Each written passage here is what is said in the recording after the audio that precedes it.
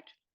Hello, everyone, and thank you for joining today for this technical deep dive webinar on Umbraco Commerce. My name is Bolette, and I am the product owner on the DXP group in Umbraco. And I will host this webinar where we take a closer look into the technical possibilities with Umbraco Commerce, and you can gain some insights on the opportunity that this product has to offer.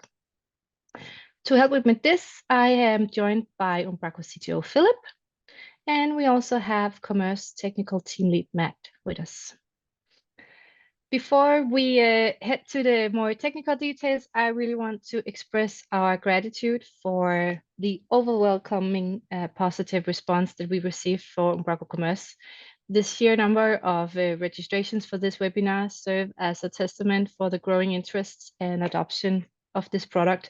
It is truly a demonstration of enthusiasm and the curiosity that is within the Umbraco ecosystem. So thank you very much all for that. Now, for those of you that may be new to Umbraco Commerce, welcome. And if this is your first encounter with our platform, I recommend that you checking out Matt's talk from Code Garden this year.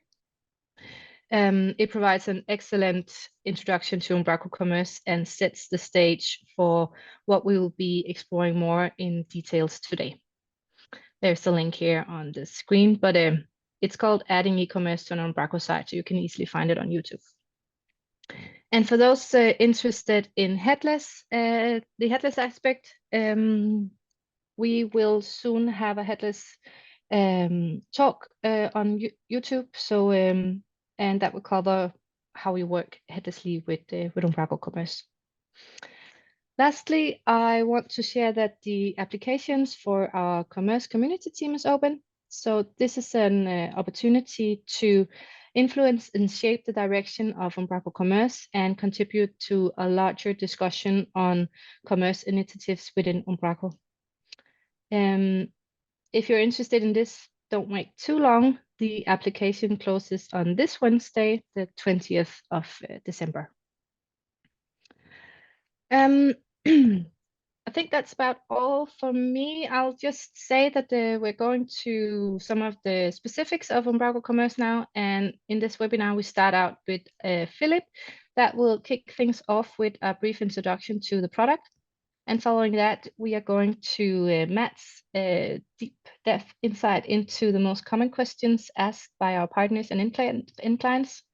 And these questions typically arises when they're considering implementing Umbraco Commerce for more advanced or complex projects. Matt will guide us through these questions and also include those that has been submitted during the sign up for this webinar. And as we approach the end of the webinar, we will open for a Q&A. So feel free to bring forth your question by adding them to the chat. And we don't mind going over time, so don't hold back. This webinar will also be available as a resource on YouTube after, so we just want to cover as many questions as possible. Great, let's start. Philip, why don't you give us an introduction to why Umbraco Commerce is the best commerce platform for Umbraco? Thank you. Yes, so I'll try to be relatively short because I mean, Matt has all the answers that we're looking for today, so I'll try to give him most of the time. But the reason why I think Umbraco Commerce is a great fit for Umbraco and Commerce is that it feels just like Umbraco. It is such a native, extension of Umbraco. By default, all your products are just nodes in the Umbraco tree, and you can treat them like any other content and add whatever properties you like to them and stuff. That just feels very good and very Umbraco-ish. And I mean, it's multi everything. Like you can have multiple stores in the same setup. You can have multiple countries and multiple currencies and multiple all of that, and that's just very much in line with how we think about the product of Umbraco, like the wider product of Umbraco. And it's meant for extension. It's built for extensibility. There's so many hooks everywhere that you can hook into and change stuff. And I'm sure Matt will dive into like tax calculators and shipping calculators. And there's a lot of complexity that becomes easy to do because it's managed out of the box. But if you want something that's not in the box, it's very easy to go out of that and build your own. I mean, the documentation is great. The APIs are very Umbraco-y. Again, the way you interact with it is just like you'd expect. And I mean, there's no secret that this was a product that we bought, that we acquired as Umbraco. So that's why it's I mean, it's not given that it is so tied into Umbraco, but it is, and that's really what we like about it. It's been nice to see that since we took it on, that we've proven that it's actually pretty scalable. We've done a lot of load testing and stuff to see how many orders can you actually put through in an hour if you have a busy day on Black Friday, or how many products can you put in a catalog. And I think Matt will be sharing some of these numbers as well. But at least that's I feel very confident that Umbraco Commerce is a great fit for in most scenarios. It'll do what you need to do. And I mean, with the addition of Headless that we shipped from Umbraco Commerce this summer, it ticks pretty much all of the boxes. And of course, with that as well, like it aligns just beautiful with Umbraco. Again, it works just like you would expect. Yeah. So I think there was the very short introduction and before why we think it's great, why we think it's a great fit, and then I mean the idea of this session is really to answer all of your questions. So as Bolette said, put them in the chat or use the Q&A function or whatever you prefer, and then whatever Matt hasn't covered in all of the pre-submitted questions, then we'll take them at the end. And I think with that, Matt, over to you. Okay, so can you see my screen okay? All good. So we've got 21 questions to get through. We've got 6 demos and 2 videos, so we've got quite a lot of kind of things to go through. With the amount of questions that we've got, there's probably not enough time to demo everything. So some of them will be verbal explanations, and we'll make sure that there's links in there and things to reference. But yeah, we'll just crack on with the questions that we got. So first one, customization. What level of customization extension is possible within Umbraco Commerce, and can you provide examples of complex customizations? So this can be answered in a couple of ways. So we could be talking just in terms of how flexibility is to customize products. Umbraco Commerce's tagline is sell how you want to sell. So the key thing is that we want you to be able to sell your products how that you want to sell them, present them how you want to present them. So as Philip mentioned, the products within Umbraco Commerce are actually Umbraco nodes, which means you've got full flexibility over how you design them, how you present them, and how you display them on the front end. So that just gives you the power to do really rich product pages. You're not confined by a traditional kind of product page with short description, long description, completely up to you. And because it is products, that means doc types, that also means property editors. So the entire suite of property editors that comes with Umbraco, you can use them. But you can also use all the property editors that are out there in the ecosystem. So whether that's Contentment or all the different grids and various different kind of property editors that are out there, they're all at your disposal to make your product pages exactly how you want them to be. Additionally, with the launch of the Storefront API, which was in V12, or just after V12 launch of CMS, this also gives you the power and flexibility to completely customize your front end and how you implement it as well. So not just kind of traditional Razor. A lot of the demos that we'll show today are kind of the Razor-based demo from our demo store, but we've also got, I will showcase the Headless implementation as well. But again, that gives you full ability to use your own skill set to customize exactly how you want that product, how you want the products to look and how you want the store to run. So the other is, or another side of it could be looking at what have we got in terms of APIs that you can hook into, extend and modify. And this is just kind of one screen with a lot of all the extension points. So not necessarily going to go into all of them. We do cover some of these today, but this is just to show a lot of the possibilities and all the extension points. So yes, Umbraco Commerce is, well, I'll just say Umbraco Commerce works probably quite similar to Umbraco in that it does its one thing well, but gives you a lot of extension points to make it do like the custom bits that you need it to do. So Umbraco isn't just a CMS with just content blocks. You can organize it, you can hook into events, you can do a lot of different things. And you can do all the same types of things with Umbraco Commerce as well. So you can extend it and make it work for your particular use cases. So again, we'll have a look at some of these on some of the other questions. In terms of how others have customized it, it's a little bit difficult for us to showcase just because we need to get this data or this information back from customers. So these are a few of our customers that we know have done some really good implementations and customization. So not necessarily just the traditional implementation of a store. They've gone to some really strong or done quite a lot of work in terms of customization. First one is Scalt, and they are a gravel-based website, which in and of itself doesn't necessarily sound that interesting. But behind the scenes, they've built a whole kind of warehousing and location system. And essentially, when you're buying gravel from their website, then when you choose the tonnage and location of where you're shipping it to, it chooses really dynamically how that all gets put together. And yeah, there's just some other examples here of good different use cases. So do take a look at those. But if you do have a solution that you build in Umbraco Commerce and it's really interesting, then let us know, because we want to put together proper case studies. So hopefully we'll get these into full case studies to show you the detail. Obviously, we can't go into these and click around and show you exactly how these are all built. So we're just kind of explaining. But yeah, if you do build something really interesting, do let us know, because we'd love to get these case studies and show and shout about how people are really doing things in Umbraco Commerce. So next question, event handling. Can you elaborate on event handling capabilities in Umbraco Commerce and how developers can use events to trigger custom functionality? So this is one of those extension points, and probably the one that you're going to use the most. Similar to Umbraco, it has a notification event system and works in a very similar way, not entirely the same, but very close. We have a lot of validation events. So there's over 220 different validation events that fire. So that a validation event is something that you can hook into to prevent something from happening or doing a check before something's allowed to happen. And then we've got notification events as well, and they are pre and post events. So when something's about to happen, you can react, or when something has just happened, you can react. And there's over 240 of those.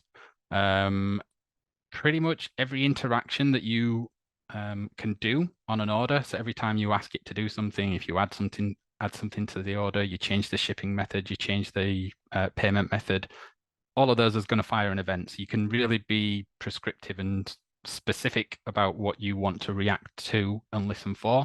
So you can hook into those and really see that. So first demo of today, I will show events, and we're going to look at, so I'll just log into here.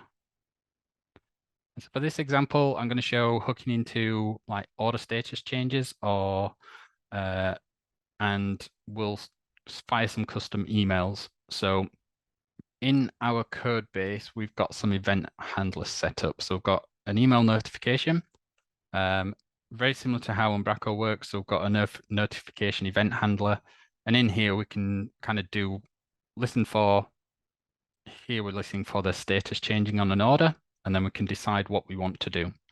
So for this, we're going to just fire off some different emails. So if the order status changes from new to packing, then what we'll do is we'll fire a packing notification email off to our shipping company, if we're going to use a different shipping company. And if the order status changes from packing moving to shipped, then we'll send a notification to our customer to tell them that the order is shipped. For this, we're going to use the inbuilt email templating system. So within Umbraco Commerce, we have templating. So down here, I've set up some new templates. So we've got an order packing notification. We can have some basic configuration. For this, it's going to go to a specific email. So we'll just tell it to go to fulfillment, and we've got a template that just renders out a packing slip. And we've also got another notification that this one gets sent to the customer. So this is our shipping notification. So if Oh, and this is all hooked up in our extension method for adding all the different configurations. So we should have email notification. Yeah, here we go. So this one's hooking up the notification. So we've got the order status change notification, and we're just hooking our email notifications handler there. So if we have an order, which hopefully I do have one. So these are all new at the moment. So here I've got a paper cut as well, just to watch for emails. So in here, if we change the status from new to packing, then this should trigger our event handler, and we should see that our email was created. So this is our packing slip. So really this is just going to our fulfillment center, and this is just telling them this is the order, this is what you need to pack and put into the box. So there's no monetary figures on there, but this is a completely custom email template that you could set up. And then again, if we were to then change that status to shipped, then we would get another one firing through saying this is what would get sent to the customer, and we can see it's just saying that your order shipped. So this is how you could use events and the event system to hook in and extend it to trigger some custom emails. And we've also seen there how we can use the e-commerce or Umbraco Commerce templating system to create your own templates and actually use those and fire those off as well. So that's in there. So we can use the email template service to get a template, and we can tell it to send that email. So we can reuse that to make that a little bit easier as well. So next. So payment gateway integrations. What payment gateways does Umbraco Commerce support out of the box, and how can additional gateways be integrated? So out of the box, we've got 1, 2, 3, 4, 5, 6, 7, 8, 9. Should have counted beforehand. But we've got 9 integrations out of the box that we implement and look after. These have all been upgraded to V13, so these are all should be ready to go and ready to use. So the thing with these is these are managed and maintained by us. So we have to be careful over which ones we choose to implement. We try to make sure that we choose all the bigger names and the ones that people are going to implement the most. But these are all supported by us, looked after by us. And yeah, we'll just make sure that these are always up to date and ready to use. All of the payment providers that we develop are open source. So yes, the core product itself is closed source and commercial, but all of the payment providers, we wanted to make sure that those are open source, that you can see exactly what they're doing, how they're working. And the payment gateway system or the payment provider system is completely pluggable, which means if there is a payment provider that you want to work with that is not on our list, you can implement your own. And so by us making the core ones open source means you can use those as a really good basis to start your own implementation. So I think they're really good examples. You know they're developed how they're meant to be developed, so you can see exactly how they're working and essentially copy them, see which one's closest to the API of the payment gateway that you want to work with, and just use those as a starting point.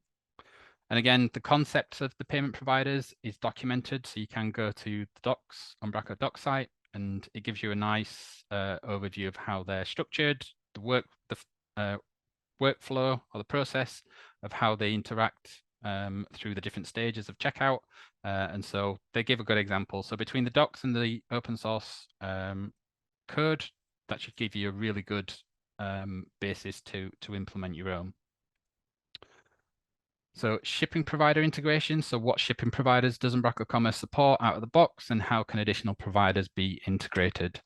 So in the current form, right now, we've only really got fixed rate shipping provider shipping methods, which means you can set a fixed amount for a shipping method configuration. And that's all you can really do. Other than we also have shipping calculators, which is one of those extension points. And that essentially lets you swap out how the shipping rate is calculated. So if you need to do something more dynamic, you can swap the shipping calculator to implement that custom calculation. Now, we know that's not ideal for quite a lot of common scenarios. And so actually right now we are in progress in implementing both dynamic rates and real-time rates. And this allows us to, with the dynamic rates, it allows us to set up rules and configurations to do dynamic calculations of shipping rates. And then we're also looking at real-time rates to be able to get real-time estimates from actual shipping gateways. So that's something that's in progress. So I can try and show a video now, which is it's actually a 5-minute video. I tried to cut it down, but it is quite an interesting video. So this is just showing a preview of the dynamic shipping rates. So let me know if the audio works on this, or I can talk over it if it doesn't.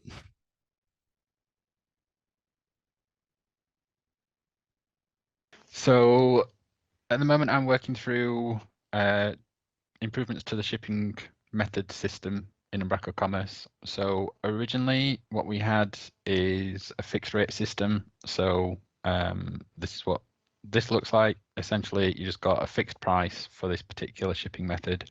We could have custom pricing per country that it's allowed in, but this was basically all we had, a fixed rate, exactly whatever you set it to be. So now there's 2 ways. I've just got one to show at the moment, still working on the other. But when we create shipping methods now, we will have shipping providers. So currently working on Shipmondo, but I'll get to that one at another time. But we've basically got 3 different ways that we can do things. So we've got fixed, which works the same way that things currently do. The one that I want to demo today is the dynamic one. So what this does, I'll come out of that and show one that I've got configured, is rather than having a fixed rate, you now get this ability to create different ranges and rules as to what rate should apply based upon different criteria. So you can choose what your criteria is, whether we're going to do some rules based upon the subtotal or, for example, the weight. And then you can build up this rates table of creating different ranges. And in all of these, you can define various different things. So you've got the range, you can have a fixed price per order. We can have a price per item in the order. So it'll kind of add up per however many items we've got in there. We can have a price per weight. So if things get more expensive to ship, the heavier things get, then we can add an increment to that as well. And we can also do a subtotal percentage. So depending on the value of the order, we can take a percentage of that as well and add that to the order.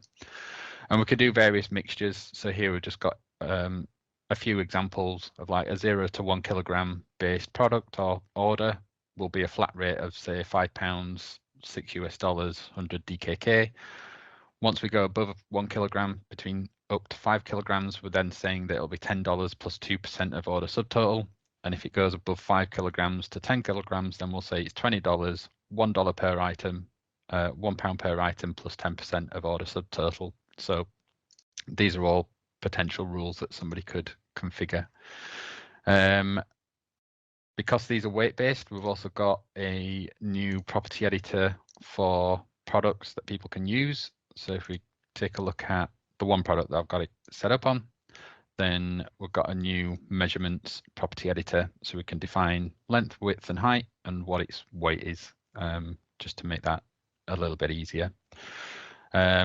The units of that, you could be metric, you could be imperial. So these are a new setting on the store.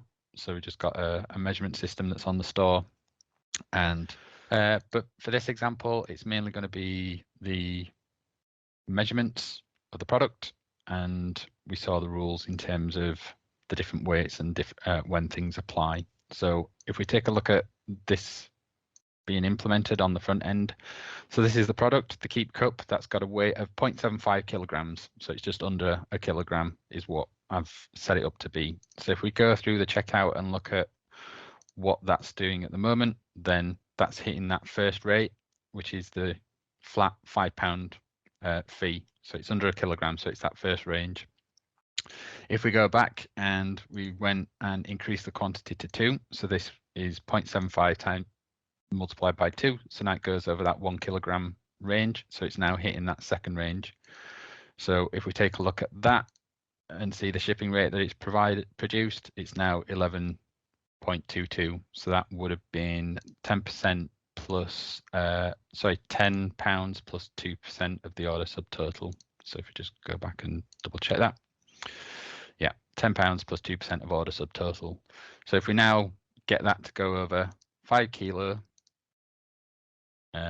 we can see that it'll hit that third rate. And so you can see it's gone up to 53.10. So that's now hitting that third rate of £20 plus £1 per item plus 10% of the order total. So this is applying all those rules, dynamic rates based upon whatever we've configured here. The nice thing of all of this is the sources and or what we call the ranges, so the range providers. So these are all pluggable. So if you need a new different source to base the ranges on, you can actually define your own of those, and all of these rate providers are also pluggable. So if somebody has another criteria of the order that they want to be able to assign like a value to that affects the price of the shipping, these are all pluggable. So they're all just providers. So we've got subtotal shipping range providers, and we've got rate providers. So all of these could be implemented if somebody wants to add a custom option as well. So that just makes that all nice and pluggable. And I think that's, yeah, so that is the dynamic shipping rates. We're currently still working on the real-time rates, so that will be something that we carry on into the new year. So hopefully we'll have that pretty soon. Next question, drop-in solutions. So Umbraco Commerce lacks the default views or standard product listing and a purchase processing. Are there any quick remedies? What other drop-in solutions are available for Umbraco Commerce? So as I kind of mentioned at the beginning, it's like Umbraco, whereby it's very flexible to work around your exact setup or how you want to present the products. So we're not really stipulating that it has to look like a traditional product or e-commerce website. So we kind of leave that up to you, but there are some quick wins for some of the elements. So we do have Umbraco Commerce Checkout. So for the checkout flow part of it, we do have a drop-in solution that looks quite clean, modern, easy to just drop into an existing solution and just saves you that whole checkout part of it. And so that can save you quite a lot of implementation time. It's obviously geared towards a very traditional commerce checkout flow. So if you do have some bespoke requirements within the flow, then you might have to go more custom. But yeah, if you've got a bog standard, just need to check out, capture customer details, then the Umbraco Commerce Checkout plugin would be quite useful. We've got the Umbraco Demo Store. So the demos that we're seeing today, when it's all the blended store, that's our C# based demo store. So you can get access to that on GitHub. So you can see exactly how we've built that. Use that as a basis, as a starting point to a solution if you need to. And then we've also got a new headless demo, which I'll be showing briefly in a moment. But this is also on GitHub as well. So if you want to see how that's developed and built, you can use that as well as a starting point as well. Some things that we would like to look at, which are not committed to on any roadmaps yet, but they're definitely things that we're discussing and considering. So Umbraco Commerce Cart, so that'd be the cart element just before you go to the checkout. I think there's an opportunity there of a nice drop-in solution that we could be reused more easily on sites as well. And it'd be really nice, and we really want to get to the point where we can have Umbraco Cloud starter projects. So it'd be cool if on Umbraco Cloud you could just say what type of site you're producing, and could it spin up a starter for an e-commerce solution. So they're definitely things that we're talking about. And as Boletta said, we're starting a community team on commerce. So that'd be a really good thing to get feedback on if people want to join that and get involved as well. For things outside of Umbraco, there are some good integrations that really work well with it. So Struct PIM connector is a PIM solution, and they've got a connector that's a drop-in solution for connecting product data to come from Struct rather than from Umbraco content. So there's if you've got a heck of a lot of products, then using a PIM solution does make sense. And then things like this connector just make it a real easy plug-in solution to get you going. If you use Marketing Suite, that worked great with Umbraco Commerce. So because the product pages are just Umbraco nodes, that means things like Marketing Suite work really well out of the box on those. As for the same reasons, does personalization groups. And like I said, again, you can work with all the different property editors and things. So things like contentment work really great with it as well. So there are a lot of good solutions out there. And we are looking as well. You've probably seen on the CMS side of things, we're doing a lot of integrations with HubSpot and different third parties with there. We're hoping to extend some of those and build on top of those as well to also do some more commerce solutions, drop-in solutions. So hopefully we'll see some more of those in the new year. Headless, is there a Headless API, and can we do everything that we can do in the C# API? So I'll show the Headless demo in 1 second, but what we launched for V12 was what we call our Storefront API. So this is the API for more your front-end side of things. So that's creating carts, adding products to the shopping carts, and then controlling the checkout flow. So capturing customer details and checking out from the order. So that's really geared more towards just the front end side. When we come to the point of being able to do everything that the C# API can do, this will come when we look at the management APIs. So they're going to be implemented more around the V14 side. So because we're going to need these ourselves, so we want to use the same APIs that you would use. So they're the APIs that will be necessary for Bellissima to be able to, the new front end, to be able to talk to the back end. So hopefully we can do 2 birds, 1 stone there, which is create one API that we use for the management UI, but it also means that's the REST API that you'll be able to use to do to do more management tasks. But we'll take a quick look at the demo. I won't do a lot of detail. As Boletta said, I gave a talk at UK Fest and Duke Fest. We're going to re-record that because it was never recorded at any of those events. So we're going to record that and share that. But we'll just do a really brief demo of that store so you can see how we did that. So for the Headless demo, we've reused what was the Swag Store design. Because we wanted a real world example. So we spent a lot of time making sure that we built something that is something that's going to be familiar and is an actual real use case, because we wanted to build this website as real world as possible. That means using the tools and the frameworks that modern agencies are using. So all of this is built in Next and React components, and it's hosted on Vercel as the front end, and then we've got the back end currently hosted in Azure, but that's only because we need to do resetting on a nightly basis. But this would work great in Umbraco Cloud, like hosting your back end in cloud and your front end where you need to build it. So it's a really nice example. We've got a lot of use cases. So we've got multivariants, so we can show how you can do multivariants, and you can see how things toggle on and off as in regards to stock management. We've got nice Umbraco Forms integration, so you can see how when something's out of stock, we could use Umbraco Forms for doing stock notifications. So we could capture that and drop that into Umbraco Forms backend.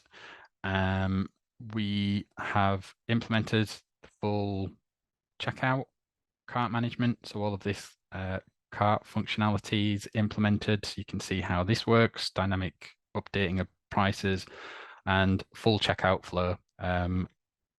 Discounts, does my discount code still work? Yeah, so 10% off.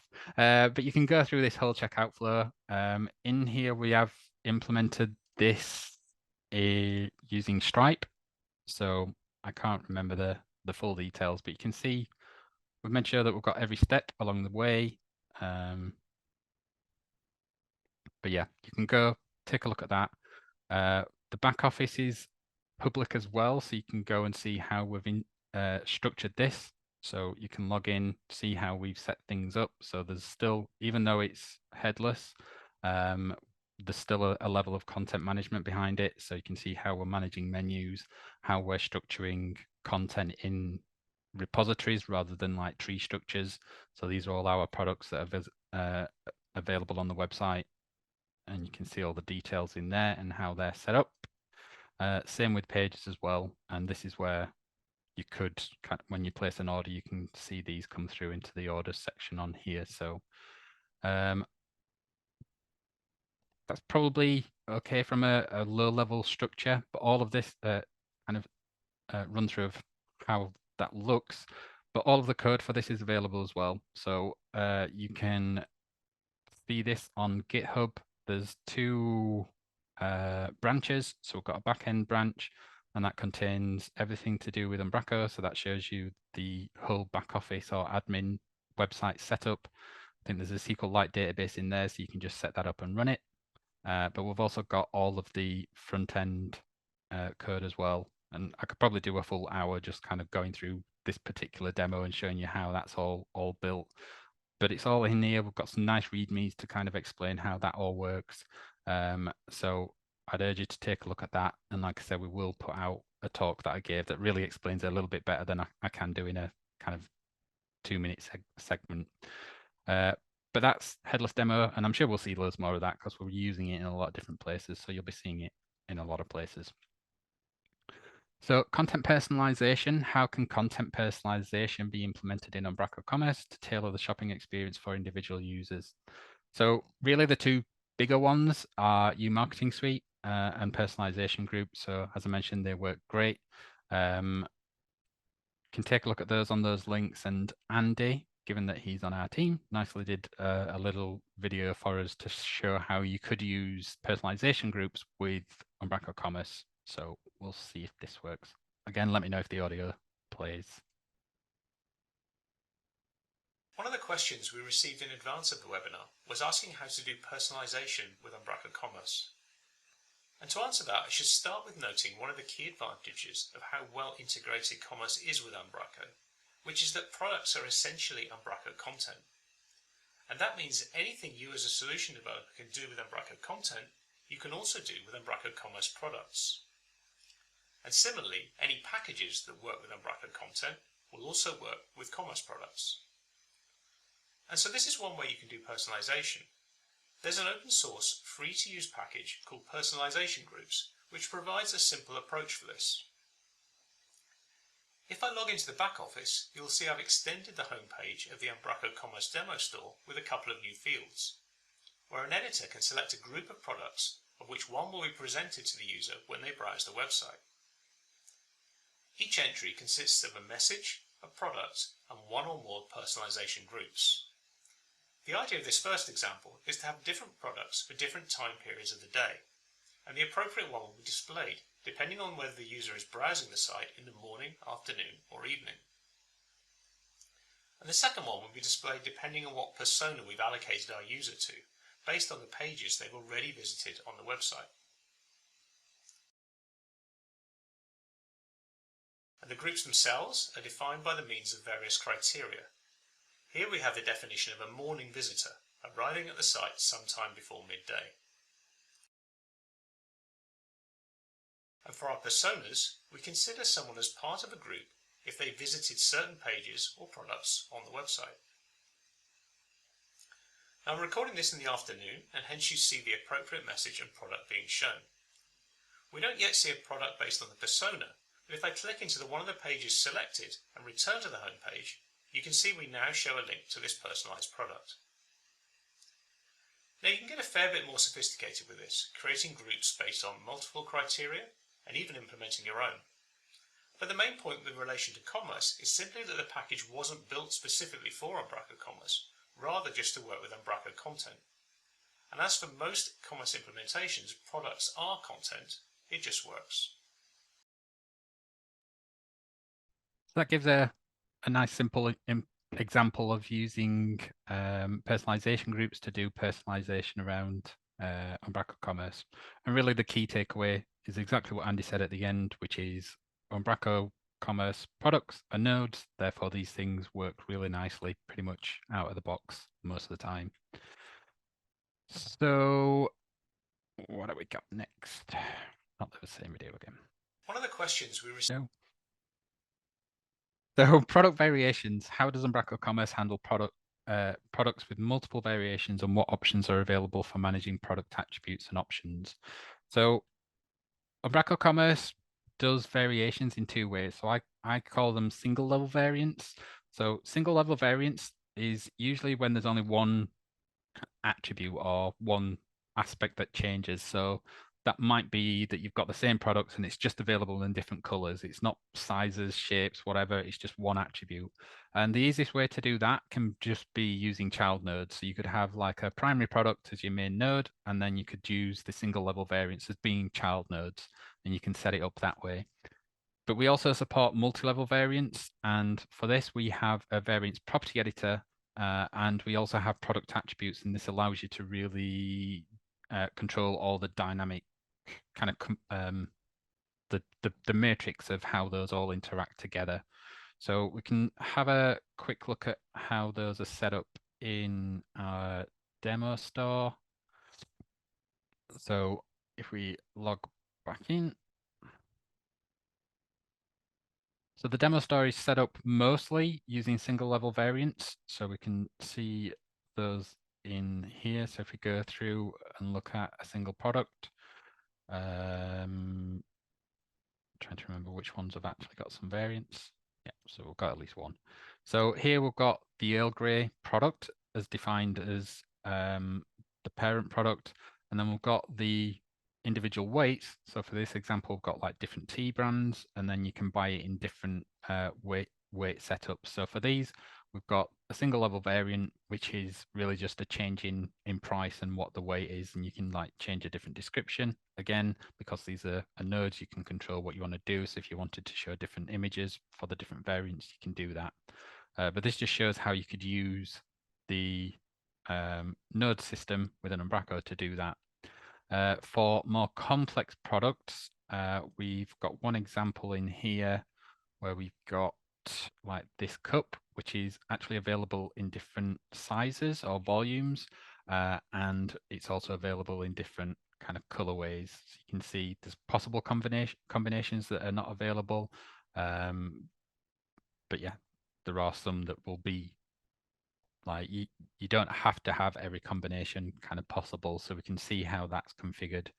So in here, products, accessories, Chili's cup. And so the way this works is we've got a variants property editor. And in here, you're going to have every combination of attribute set up. This is a property editor. It's built on top of the block list. So again, it reuses document types for capturing this data in here. And it uses how the block list works in terms of the same data structure that it uses. But we capture a combination of attributes. So for this, it was volume and color.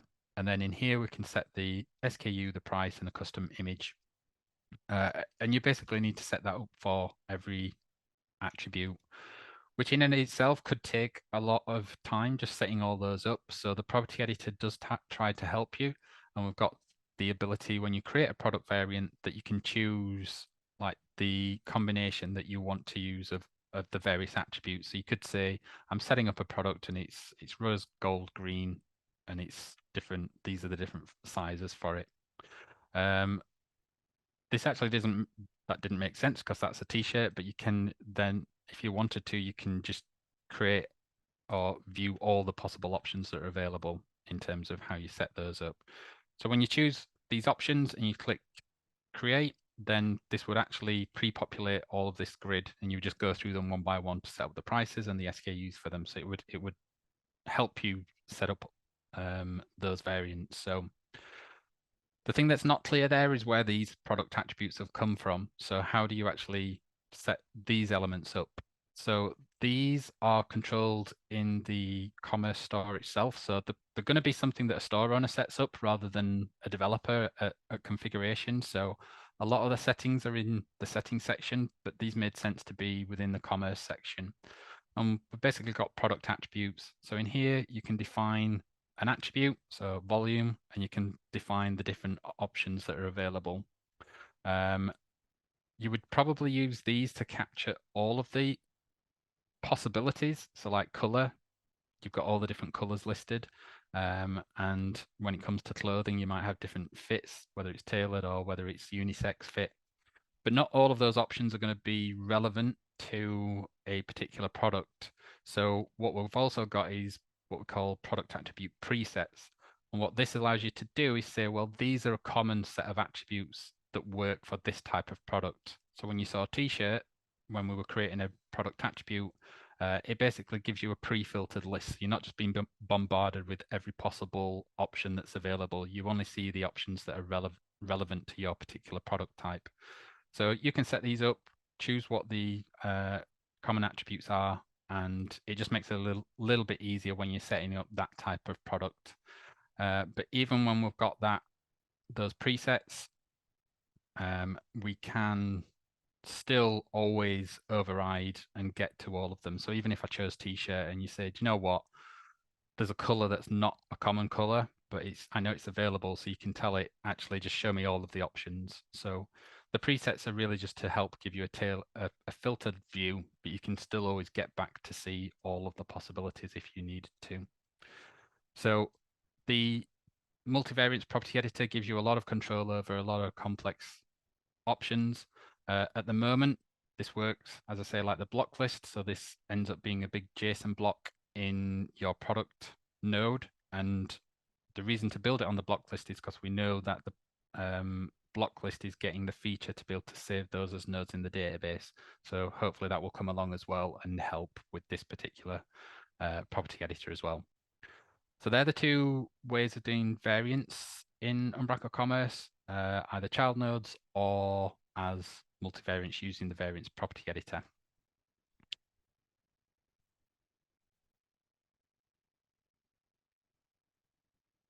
There was a question on product variant discounts. How can we apply discounts to product variants? And it's a good question. Unfortunately, there's not a good answer to that. So single level variants, we can apply discounts because we can just target them via the property editors. The key thing what is wrong at the moment is we do have an ability to apply discounts to products, but we built that as a property editor that looks for content. But we should have built that to work with the product adapters, which is where Umbraco Commerce figures out its content, and that is capable of handling variants. So currently, we can't target with that rule variant or multivariants, but we will look at implementing that in a better way so that we can kind of choose the variants that a discount applies to. But at the moment, you can implement custom rule providers. So if you do need to target something specifically and it's not supported in the discount system, then you can write your own rule provider. But as I say, we will look at implementing that. So that was a really good question because I'd forgotten about that from some time ago. So we need to implement that a little bit better, and we will take a look at that. Member portal was another one. So how does Umbraco Commerce integrate with members in Umbraco, and is it possible to make a member portal gathering information about latest orders, pending orders, etc.? And so yes, the way you would do that is using Umbraco's own membership APIs. Umbraco Commerce has APIs for fetching orders that belong to a customer, so we can use that to do an order history.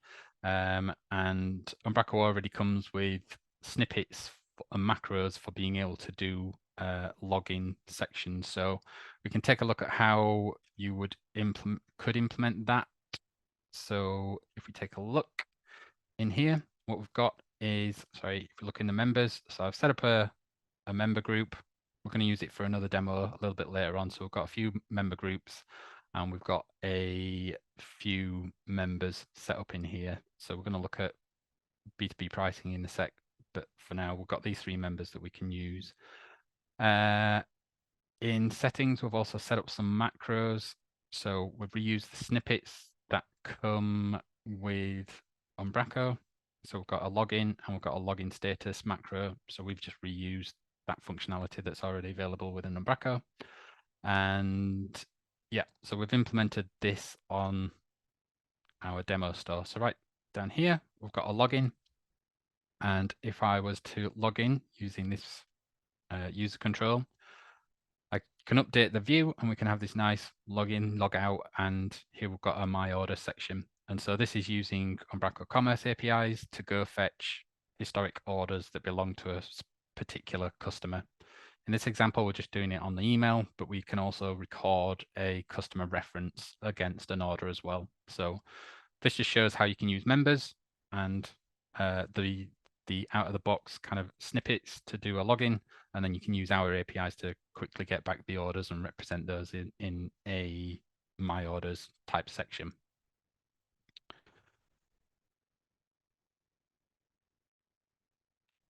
So flexible pricing, how can you create flexible pricing in Umbraco Commerce to cater for customers with where pricing depends on previous agreements, B2B or logged in state? So currently, you would have to use property editors to capture prices in the different so we do have a price property editor, but you would have to use something like contentment or a repeatable content item to be able to capture prices for a given configuration. I'll show you in a demo how you can do that right now.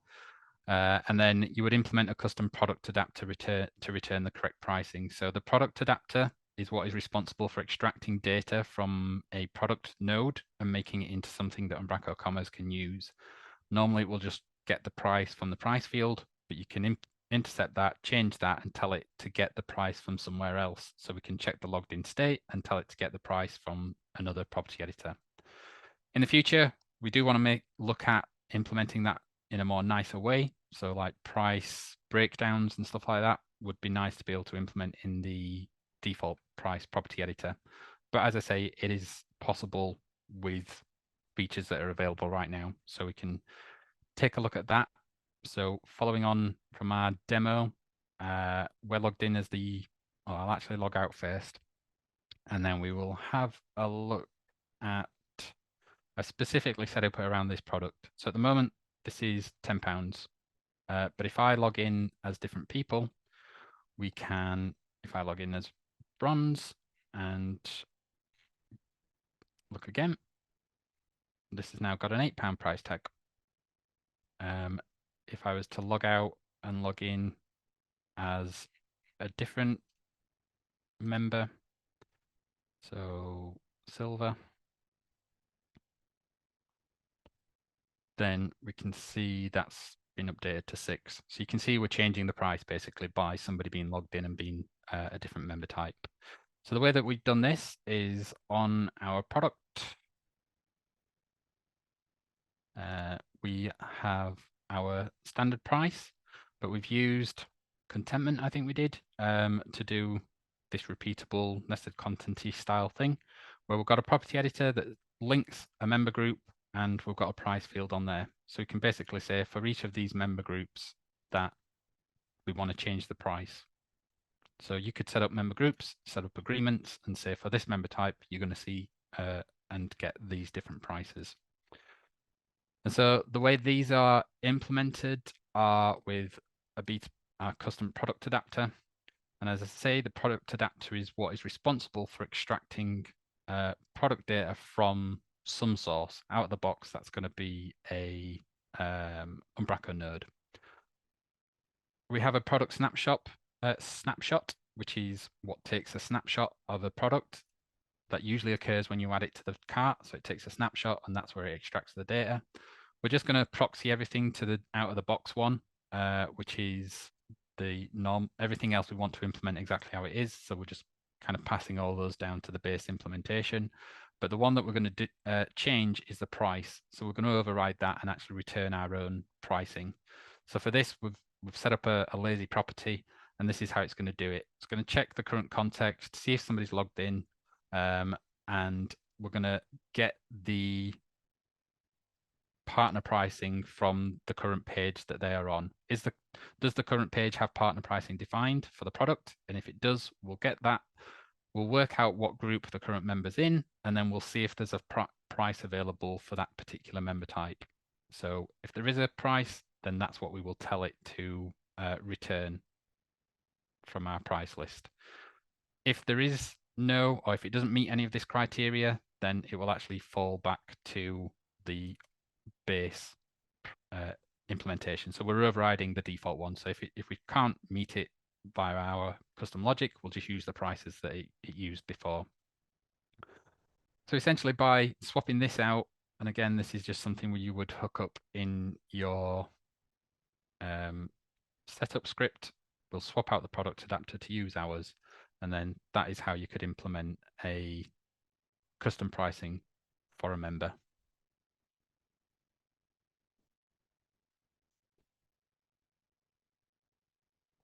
So location-based configuration. So how can we configure Umbraco Commerce to have location-based content handling, e.g. currencies, systems of measurement, etc. So a lot of things are configured per store. So when I was speaking earlier about dynamic shipping rates, we've got the ability to do units of measure. So that's important for the new measurements property editor. And we've also got locations, which currently are only for calculating shipping rates from a source location to a destination. We haven't got warehousing yet. That is something that we'll hopefully work on shortly. But these are all options that are configurable under a store. So our different currencies and countries, etc., and allow payment and shipping methods. And I'll show a quick demo on how you can change or do like a country switcher, which is a common feature in a commerce store. You want to change where things are getting shipped from and change the pricing types. So again, we'll jump back to our demo. And in here, we've got our store. We've got this configured with 2 countries, United Kingdom and Denmark, and we've got 2 currencies, GBP and DKK. What I've got on the front end is our switcher here. If I could just go back to the home page, you can see everything's in GBP. And if I change this, we can switch to a different currency, which I haven't entered prices for everything, but if I'm on the accessories page, you can see some of the items do have DKK and GBP pricing options set up. So how that is implemented is with a partial here, which we've got a country switcher partial. This is just rendering a select list, which when it changes, it submits the form, and this goes to a surface controller that we've got set up, which is capable of changing the current country. So if we look at our controller for our culture, we've got a change country handler. In here, we receive the country code for what you want to switch to, and then we get the country, get the currency for that country. We set the default shipping country, default shipping payment country, and we also set the default currency within the Umbraco Commerce session. And then we also check to see if we have a current order open. If we do, then we also update the order to update its pricing and tell it to change its currency on the order as well.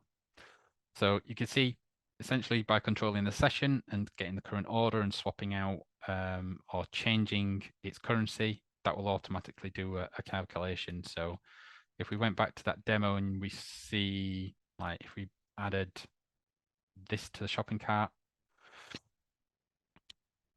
and we were on the cart and we changed our pricing, because we've told it to, I didn't have a DKK price on there, but you can see when you change the country, it will automatically update the order and tell it to recalculate in the new currency that has been selected.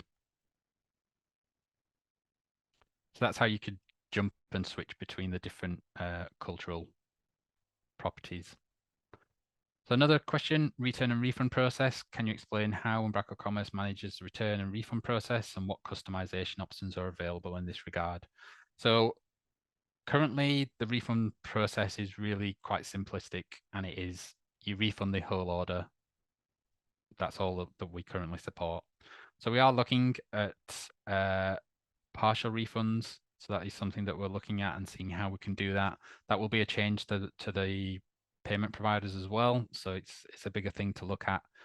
It's not on the roadmap yet, but we are very much aware that partial refunds would be really useful as something to implement. So we will keep considering that. And again, please do consider joining the community team, because it'd be really nice to get some insight by store owners and people that are implementing commerce on a regular basis, what is really important in that aspect. So that'd be really useful for us to get feedback on. Bulk operations, what options are available for performing bulk operations? How can I update a group or product prices in one go? So yeah, there is, because everything is content, then that means we're relying on the content UI. So the only real thing we've got is the list view for being able to kind of show things in a list. And there isn't very much in terms of bulk operations to be able to manage that. So currently your real options are use the APIs. So you could implement a dashboard or something to be able to implement, update things on a bulk system. Or if it's something that you do on a real regular basis and you've got a lot of products, then using a PIM solution might be a good option as well. But it's definitely something we've already discussed in terms of for the future, what improvements can be done for CMS to be able to do better bulk operations and how we can manage that. So it's something, again, we'll take a closer look at. Inventory synchronization. What mechanisms does Umbraco Commerce provide for synchronization inventory levels across multiple channels and warehouses in real time? So right now we have a really quite simple stock level processing. So we've got a stock property editor on a product, and when you check out, we have an event handler which essentially reduces that stock level when something is purchased. So there is a stock service that can be swapped out. So again, if you've got quite a simple implementation that matches ours, you can swap that and change where your stock is being stored, but it is quite simple. As I say, we're working on shipping providers right now, and as part of that, we are adding locations, but we are working more towards being able to do warehousing and having stock in different locations. It also is the first stepping stone towards multiple shipments. So if you have orders that have products that exist or would be shipped from different locations, then that is the stepping stone towards that as well. And again, pluggable inventory will hopefully become part of that. So we're on that kind of road, but we're kind of doing it bit by bit. So those things are coming, but again, feedback and comments are really useful for us on that regard. Dynamic product bundles. Can developers create dynamic product bundles in Umbraco Commerce, and how does the system manage inventory and pricing for such bundles? So we do.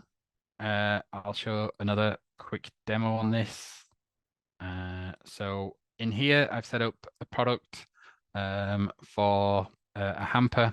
So this could be an example. So you've got like a base price, which is the product itself, and you've got different items that you could add into this. So we could add in all the different things that you want to add into that particular hamper. You could also add a personalization message to this, and we can see how Umbraco Commerce handles this. So essentially, we end up with one node, one order line, and all of the bundled items are then child order lines to that.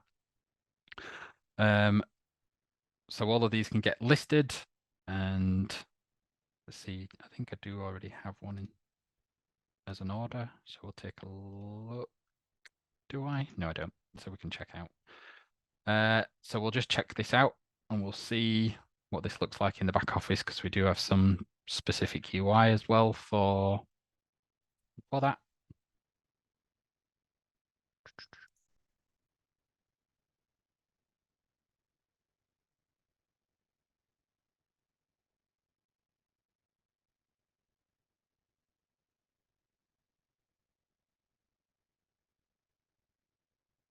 So if we take a look at this order, so again, this is how Umbraco Commerce would represent a bundled item. So if you actually use the bundles feature, so I'll show you in a second the code that implements a bundle, but bundled items would appear underneath the primary item. So we can really reduce like screen load and only see the bundled items if you need to see them. We also captured a message. So this is a good example of how we can have personalization and how you can capture that and feed that back through to the UI as well. So in terms of how this is implemented, so in our view, let's see if I can remember where. Yeah, so this is our view for adding a product. So we essentially pass through the parent product as the bundle reference, and then we pass through all of the items that were selected. So when we were checking off all the items that we wanted to include in that bundle. These get added to the request, and these get posted back to our handler. So we've got our cart surface controller. And in here, when somebody adds something to cart, our cart DTO has got what we use for normal, just product reference, product variant reference. But here we're going to capture a bundle reference and a bundle options. And so when it is a bundle, then what we do is we create what we call a bundle ID. And this just can be anything. It just needs to be unique for that particular bundle. So the quickest thing is just to generate a GUID, and that's what we're going to use for that bundle. So we'll add that first base product, which is the bundle reference, but we'll add it and give it a bundle ID of whatever this is. And then for all of the items that belong to that bundle, we call add product to bundle instead. So we don't add them to the order as order lines. We add them as a bundled item to the base product for that reference. And that's basically how we would essentially all we need to do to handle bundles in Umbraco Commerce. The way that this could be completely up to you how you want to implement it in terms of back office. The way I've chosen to do it in this example, it is here. So the way I've chosen to do it is just as kind of child variants or child nodes. So this is the primary product, which is the hamper, and then I've just added all the options as child nodes that we can loop through, render as options on the product page, and all of those can go through and be purchased as part of that bundle.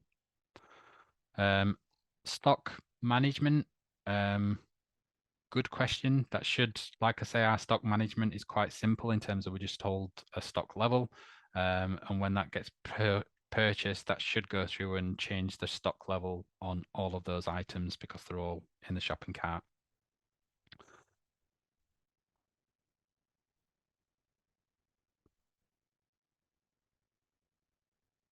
So digital product handling, how does Umbraco Commerce manage the sale and delivery of non-physical products, such as digital downloads or subscription-based services, and what customization options are available for these types of products? So this is really down to the implementation in a sense. We do allow having different tax classes. So this is a common thing. Maybe you have 0 tax rates for digital products versus like VAT or sales tax for physical products that get shipped. So you can define different tax classes and you can assign those per product. So if you have a digital product, you could say that 0% tax rate versus physical products having a VAT level. We have pipelines and events. So you saw how we could send emails earlier as part of like order status changing.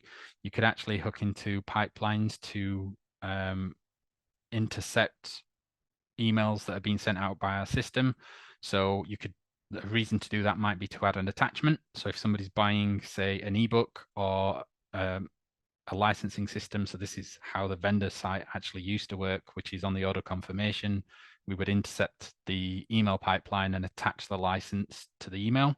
So you could use the pipeline system or events to kind of hook in and add those digital goods onto there.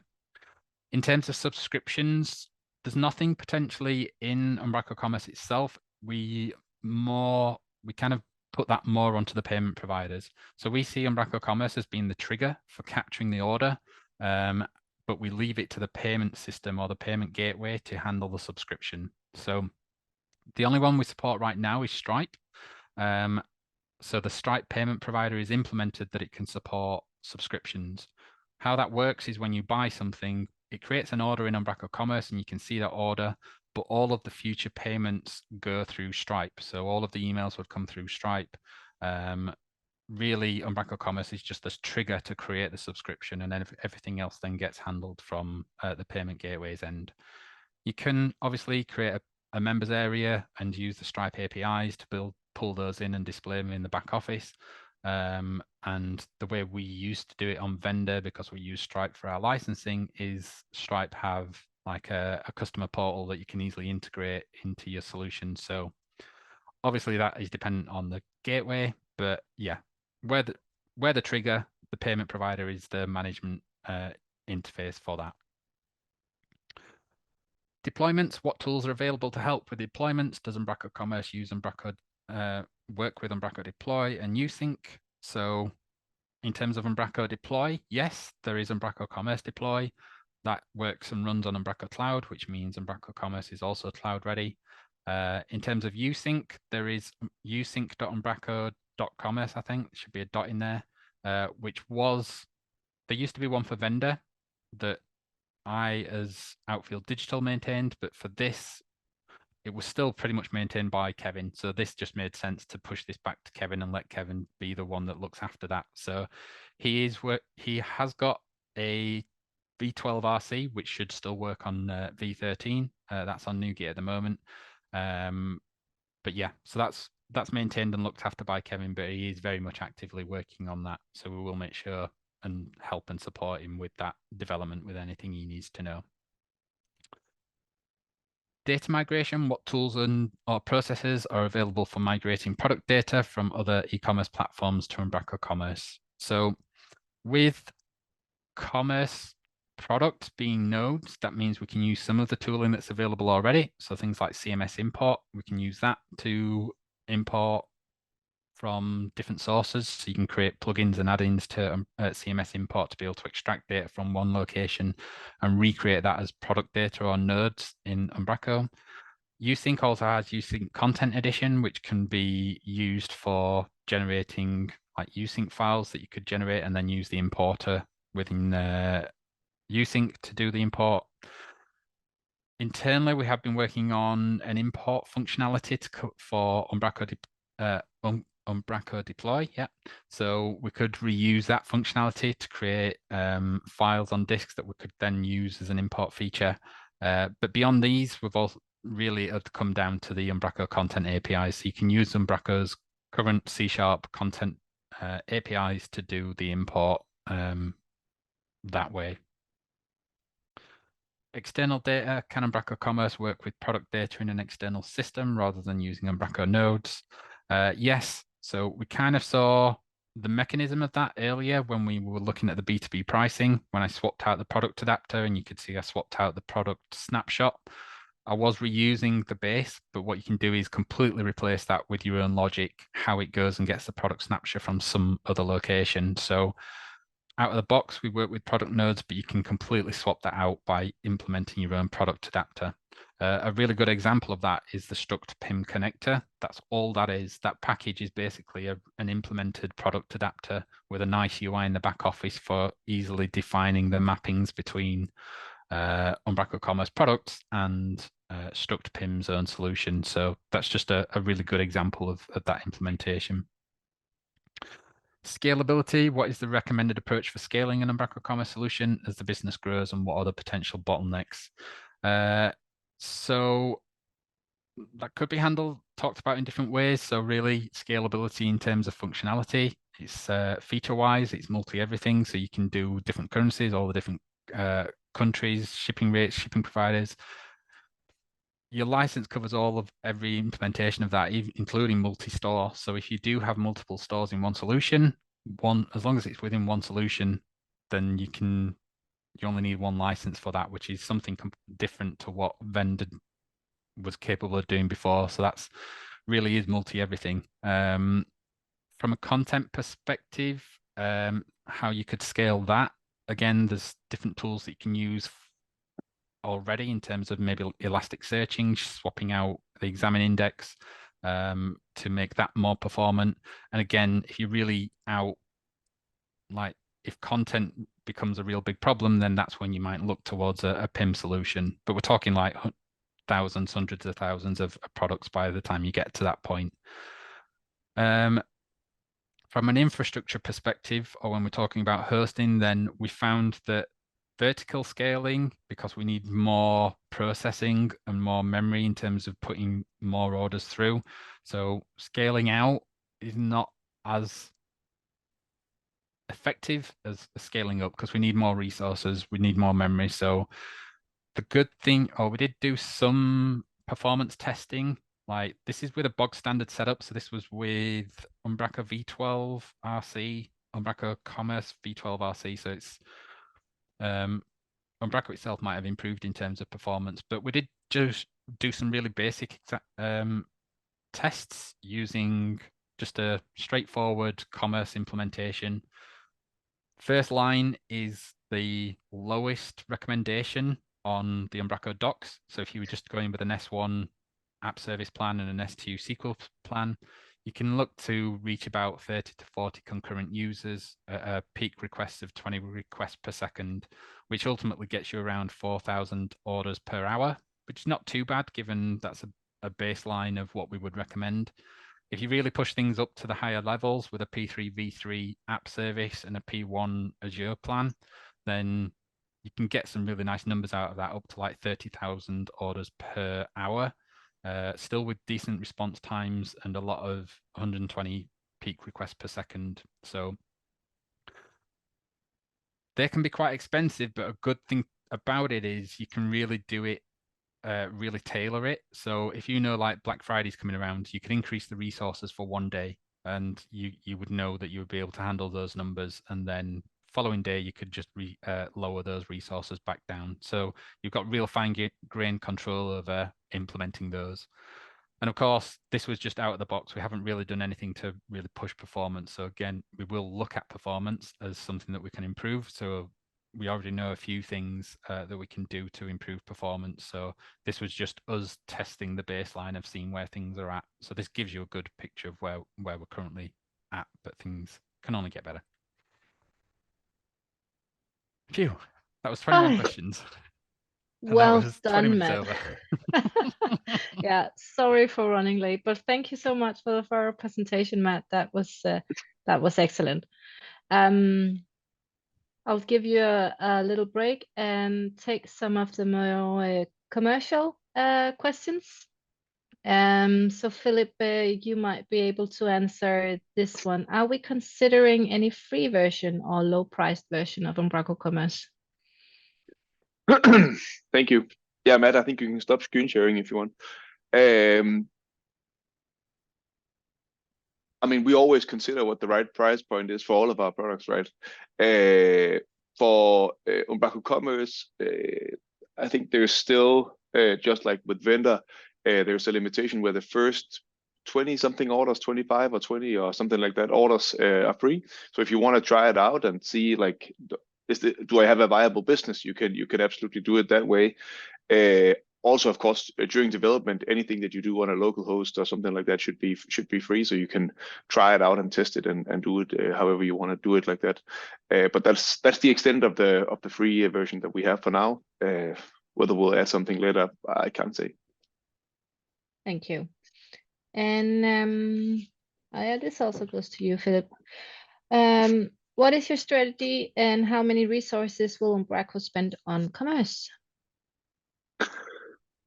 I mean, first of all, the strategy is to get Umbraco to get Umbraco Commerce in as a product and have an offering here, and then expand from that based on market demand and of course on like we do with Umbraco, like the outside in perspective, like listening to partners, listening to users, see what actually makes sense. I mean, the first thing we did was, of course, to try to get as much of the admin stuff away from Matt. So there's the support team that handles the support requests as they come in, and there's the sales team that does all of the sales and marketing and stuff. So hopefully at least a lot more of Matt's time can actually go into product development. And I mean, I think it was earlier this month that we got the first part of Umbraco Commerce that wasn't built by Matt with the new payment provider. The Buckaroo payment provider was built by one of our colleagues, Ding. So that was very nice to see, and I think we'll continue to see more and more stuff around built by other people. Yeah, so I mean, it is something that we take seriously. We think this is a great product, and we think there's a lot of opportunity here. So that's something that we're investing in. Cool. How many websites is currently using Umbraco Commerce for production websites, and can you mention some of them?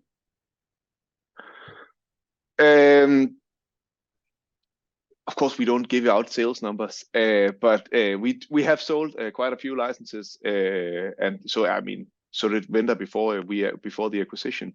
It's nice to see that that has only become more after the acquisition. But Matt showed some links in his presentation, and I think our friends from True have a demo that they were, or like have a customer case that they were showing off at a few of the festivals around this season. So I'm sure you can find recordings or blog posts or something about that as well. And I think we're actually doing a webinar with them in the new year sometime. But yeah, there's a lot of very interesting and very different kind of approaches to this. Everything from what Matt said with like the gravel company that sells gravel by the ton and stuff, to ticketing systems, to donations, to there's even I think the True case is a company that sells like custom blinds for your windows or shutters or whatever they're called. So that's there's a lot of interesting different cases out there. Yeah. All right. I think last question for you, Philip, perhaps implementation costs or estimates. I mean, it's always very hard. It's like saying what's the price of implementing an Umbraco website, right? Like it's anywhere from a few hours to thousands of hours, right? But I mean, for commerce, I think when we talked about this a few months ago, Matt built the demo store for the Headless, like the swag store that he showed off, right? And I think that was about a week's work, which I mean, of course, Matt knows the product better than most people.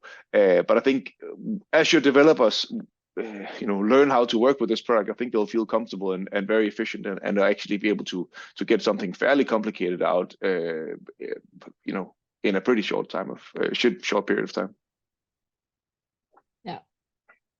Thanks. All right, Matt, I hope you had the time to catch your breath. I too. All right, there is a few questions in the Q&A. Have you had anyone integrate e-commerce fraud prevention services like Risky Field? Not that I'm aware of. We've obviously got the events that you could hook in to do that. I'm not quite sure where that sits within like the checkout flow, but assuming that might be like a last thing you do before checking out in terms of risk prevention. A lot of payment providers have the ability to do like authorized transactions versus captured transactions. So that would mean that with the payment gateway, they approve the payment, but they don't capture it right now. So you could use the payment providers to just authorize payment, don't capture straight away, do a risk assessment on the order, and if it sounds too risky, just cancel the authorization and cancel the order. So it could be integrated that way. I've not seen anybody do it. Nobody's told me that they're doing it, but I think we've got the APIs to allow that for sure. Great, thanks. We have touched upon this, but what options does Umbraco Commerce provide for to modulate discount structures and other marketing measures such as bonus schemes, gift cards, and discount codes? We have a full discount engine built in. This is geared more towards price modifications. So the discount engine that's built in there is for tweaking or changing prices based upon different rules. So whether you've got a certain product in there, whether you're a certain member, whether you reach a certain threshold within the order level or quantities in the order, etc. There's various different rules that are in there. It can be built and kind of defined exactly how you want. And the same goes for the rewards. You can configure how a reward is actually applied, whether that's like percentage or whether that's like part of an order, like free shipping or free transaction payments, etc. That's all built in there. Equally, all of that is pluggable. So if there are different rules that you want to implement that are not possible out of the box, you can implement different. You can implement those little bits yourself and still use the rule builder that's within Umbraco Commerce. All right. That answer the question? Yeah, I think I think so. Could you provide information on whether Umbraco e-commerce offers features for bulk price editing and streamlined product management? I think we kind of answered that in one of the slides. So it's not so much. You would probably have to use the APIs, but we're definitely talking. We'll have that chat with the CMS team to see what can be done within the CMS to have an improved user interface for doing bulk operations on content. Yeah, we have lots of ideas. We want to improve the list view with in CMS. Yeah. All right. Does it have these customer-centered features out of the box included? Forgot password, reset password, update my profile, billing and shipping information, reorder products from order history, shipping and billing address automatically taken for logged-in users? No, maybe forgot passwords and profile registration possibly are in the macro snippets as an option. I shared a brief example in terms of the login and the status. Those are snippets that come with Umbraco that you could just reuse. But the other features, no, but we just have the APIs for those. The thing or how I see membership and member portals is not every store needs them. So it's not necessarily something that we offer out of the box. But Umbraco has the membership system. You can build all of those around that. And we've got the APIs for working with content and fetching those back. So those bits would need to be implemented. When I was doing vendor, we did actually start a member portal package. So maybe this is also one of those drop-in solutions that could be something that we look at implementing in the future. Not something we'd overly discuss right now, but it is a possibility that we could do that, as it would be of a similar rule in terms of it'll suit 90% of people that just need to do like profile management and order history. So there is the potential for that, but yeah, most of that would be custom at the moment using the members feature. All right, thank you. But it's a great idea for a community package. Yeah. Yeah, that's true. All right, how do we secure the products is being safe? I mean, like for CMS and for all of our products, really, we do twice a year penetration tests. So for CMS and cloud, and this year for commerce as well, we have like a professional external auditor do like penetration tests of all the systems. And I think this year they did it on the T demo store. And I mean, I think anytime we do this, we get a report back, and there's a few low risk things in them. This year there were only the low risk ones, so that was really good that there was none of the high risk ones in there. And of course we solve them as soon as possible and ship patches to that. And I mean, that's the strategy we have for all of our products. We have like an internal security team that we consult with when they're we have concerns or when we're thinking about something, but most likely, most of the time, we actually do it with the external partners. And then we found that typically each of the pen test vendors, like they have a certain suite that they use and that they're really good at. So typically we use them once or twice, and then we swap to another vendor and see what they'll bring us. All right. Maybe this goes for you as well. In regards to scalability, what Umbraco Cloud plans are equivalent? Yeah, so the P3 V3, so the biggest one that Matt was mentioning, is basically equivalent to the largest dedicated plan you have on Pro. So that is the largest, more or less. That is basically the largest hardware that Azure allows you to put one single project on, and that's what that is. I don't remember the other ones, but I mean, they're pretty much equivalent to the dedicated options that we have on cloud. I think that the two big ones are like the dedicated 1 and 3 for Pro, and the S1 is basically the smallest one, so like dedicated on Starter, I think. Right. Maybe the last question, if nothing new come in. So product adapters for external PIM. Will such products be served through Headless APIs for front end? Yeah, so as soon as you swap the product adapter, it essentially becomes your responsibility to get the product data to be displayed on the front end. So the product adapter is really just there to extract data, convert it into a product that Umbraco Commerce understands, and work with it that way. You're not actually using Umbraco Commerce for the presentation of your products. You're using Umbraco's own nodes, and you're rendering it exactly how you would content. So if you therefore move your products away from content, then it becomes your responsibility to get that data however you need to do that. So hopefully your PIM solution has a REST API that you can go get that product data and render it on your site, or maybe you push that into an Elastic index and do kind of more fancier stuff like that. But yeah, as soon as you're looking at a PIM solution, it becomes your kind of responsibility to go get that product data to display. And as you said, like, it was never really Umbraco Commerce's responsibility. It was Umbraco CMS handling the display of products. Great. Thank you. And thanks for all them that are still with us. That's that's a pretty good job. We will make sure that this recording is available on YouTube, and we will of course chop it up into chapters so it is possible for you to quickly run through and find the answers that you're looking for. Yeah, I think that's it. Thank you very much. And excellent. Thanks. Remember to apply for the Commerce community team. Yeah, that's true. Yeah, important. Yeah. Thank you, Matt. Thank you, Philip. And thanks to all of those participating in this. Absolutely. Merry Christmas.